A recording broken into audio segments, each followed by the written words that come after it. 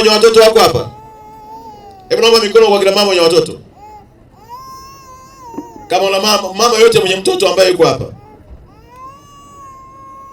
Nimeona kina mama wengi. Haya, wenye watoto lakini hawako hapa ila wanao nyumbani. Naomba nione mikono yao.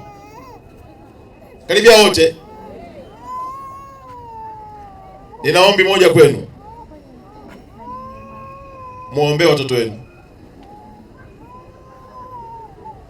Mnaelewa Dunia ya leo si ya miaka 50 iliyopita. Wakina mama, ombeeni watoto wenu.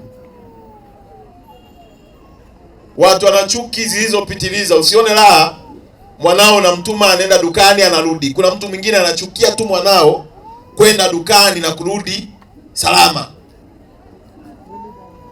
Watoto wenu wanapoondoka kwenda shuleni, ombeeni watoto.